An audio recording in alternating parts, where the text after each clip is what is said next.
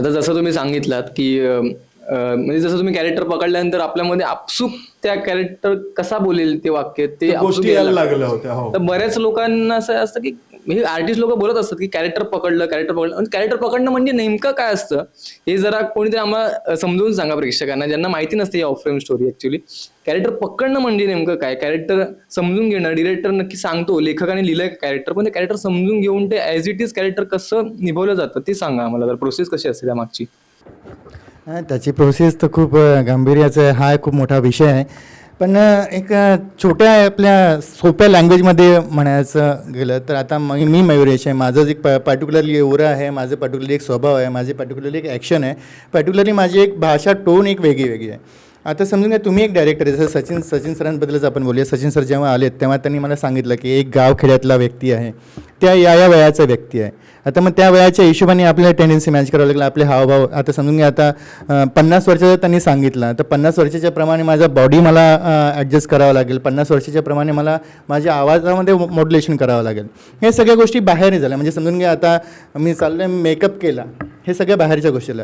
पण कॅरेक्टर अपनवणं म्हणजे परकाया प्रवेश हा एक खूप मोठा चॅप्टर आहे आपल्या नाट्यशास्त्रामध्ये. परकाया प्रवेश म्हणजे समोरच्याचं जोपर्यंत आपण वेदना तो आता समजून घ्या की जो माणूस दिलेला आहे त्याची जर मुलगी हरवली आहे तर तो त्याच्या आतमधलं वेदना काय असेल. कॅरेक्टर जगलं पाहिजे ते स्वतः. म्हणजे जेव्हा मी स्वतः विचार केला माझी पोरगी स्वतः हरवली आहे तर माझे एक्सप्रेशन्स काय असतील है ना.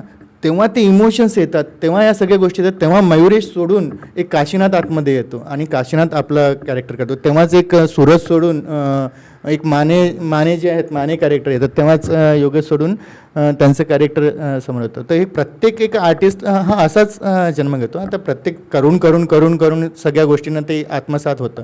करून कलाकाराला ते म्हणजे त्याचे ते हे करता आलं पाहिजे की जर माने हवालदार आहे तर माने हवालदार चालेल कसा, माने हवालदार बोलेल कसा, की तो साहेबांशी बोलताना किती रिस्पेक्टफुली बोलेल, किती शॉर्टकटली बोलेल किंवा अरे रवी करून बोलेल, गाववाल्यांशी बोलताना कसं बोलेल.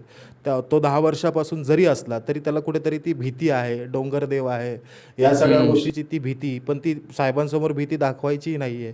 तर ते मी सूरज म्हणून करण्यापेक्षा माने काय करू शकतात तर ते दाखवणं म्हणजेच कॅरेक्टर जगणं आणि त्यालाच कॅरेक्टर पकडणं असं मला वाटतं. नक्कीच. आणि ते डायरेक्टरचं विजन असतं, डायरेक्टरला काय पाहिजे असतं ते आपल्याला ओळखणं फार गरजेचं.